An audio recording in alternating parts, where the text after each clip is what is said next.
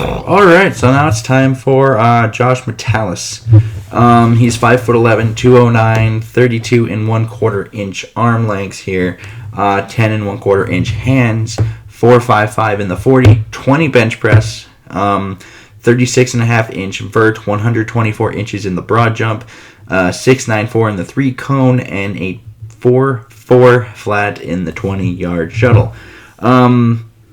I think he can struggle with squeezing and attacking the football in coverage when it just comes to his spacing. It doesn't really show a reliable ability to contest the ball and kind of, and time up arrivals at the highest point of attack. I think he does lack some deep range and just burst to play reliably as that center fielder, that one single high, deep defending safety. I think he has adequate burst and long speed, but doesn't necessarily have the recovery speed to make up ground if he makes some kind of, mistake going vertically down the field here. And I don't think he shows a lot of lateral range either when you watch him. Ideally, he's kind of a half-field coverage option if you're talking about a deeper safety role due to just that lack of dynamic hinge in burst.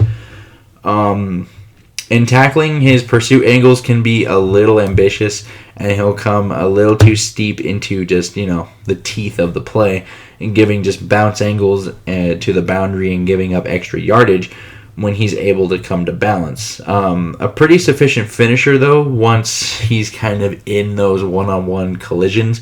If it's head-on, he is really, he's effective there. I think in zone coverage, he doesn't really have the greatest feel for just picking up the ball in flight and able to take those angles needed to cut off the ball. Deep coverage skills are going to, regularly get, on a consistent basis, those will get tested, and his ability to kind of close on those will kind of work in front of his face and can be a hit or miss based on his just angles, feel, and anticipation.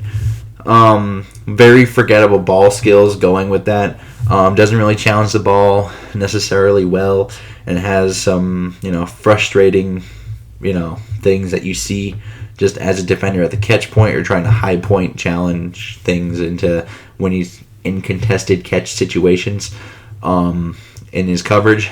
And the ball production is modest at best, and he's not a ball hawk. But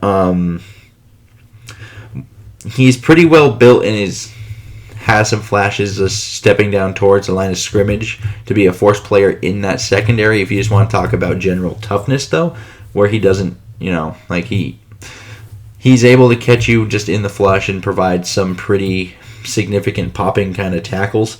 And he's very capable of rerouting receivers in space when he's kind of squatting in the zones, in those shallow zones, and he's able to kind of press pretty much like an off-zone corner, like a big nickel situation. I think he gets pretty physical with guys. He's pretty tight in things. It's apparent when you're just watching him and trying to open the boundary and get width. Body control on vertical shots just over his head doesn't... It leaves a lot to be desired in that, and it's not great. His feet, he doesn't really have a great deal of spring burst or agility. He doesn't have much of that, but when you just afford him a linear drive into the target, he's at his best at that point where you can just kind of drive, go, and pop. And I think he can struggle to drive off foot when you get, with to mirror against ball carriers with dynamic jump cuts and just, looking to break contain. So those more shifty guys, he can kind of be, juked out a little bit, and the contain is now broken. There's the edge. His man coverage skills, he actually has some decent man-to-man ability here, which can protect him from just some of the lack of anticipation instinct in space as a defender in his zone coverage. There's rotational upside against those maybe not as dynamic slot receivers to play some man-to-man there, and once again that kind of big nickel kind of look. So when it comes to just his versatility, he does have some upside in that man-to-man coverage, but only against certain players. I think generally speaking, he's probably more of a special teams candidate, more so than like a starter in the NFL.